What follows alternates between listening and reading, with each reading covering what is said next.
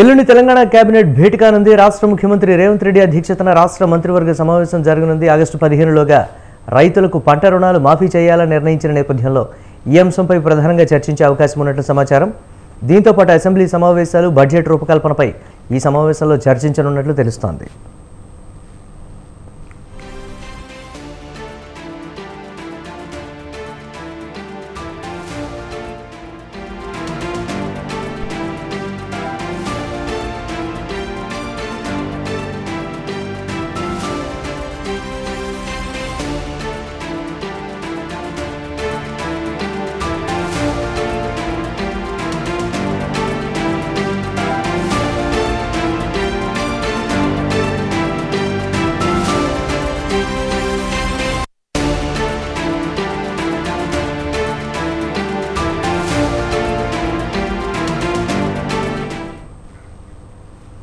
విభజన అంశంలోని 9-10 షెడ్యూల్కు సంబంధించిన ఆస్తులపై చర్చించనున్నారు. ఆర్టీసీ ఉద్యోగులను ప్రభుత్వంలో విలీనం చేయడంపై కూడా చర్చించే అవకాశం ఉంది.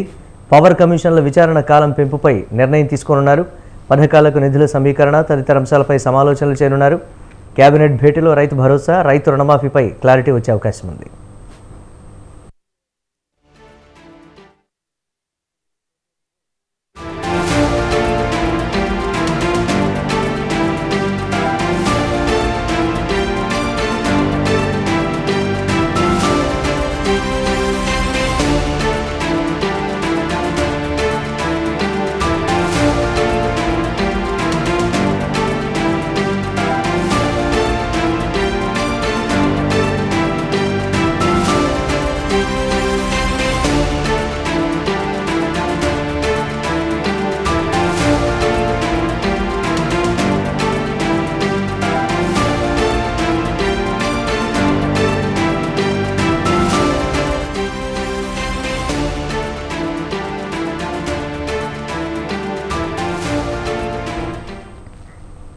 తెలంగాణలో జూనియర్ కళాశాలలు ప్రారంభమై 19 రోజులు అవుతున్నా ఇప్పటి వరకు ఇంటర్ విద్యార్థులకు పాఠ్యపుస్తకాలు అందించకపోవడం బాధ్యతారాహిత్యమని మాజీ మంత్రి బీఆర్ఎస్ ఎమ్మెల్యే హరీష్ రావు విమర్శించారు.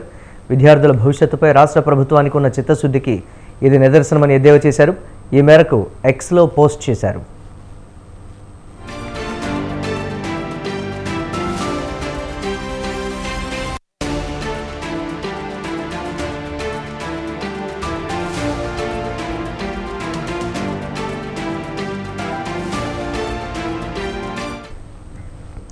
422 జూనియర్ కళాశాలల్లో 1.60 లక్షల మంది పేద బలహీన వర్గాల వారు చదువుతున్నారని హరీష్ రావు పేర్కొన్నారు.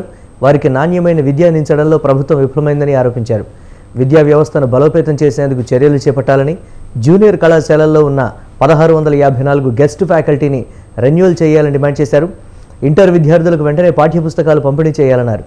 రాష్ట్రంలో కొత్తగా మంజూరైన జూనియర్ కాలేజీల్లో పోస్టులు మంజూరు చేసి విద్యార్థులకు నాణ్యమైన విద్య అందించాలని ప్రభుత్వాన్ని కోరారు.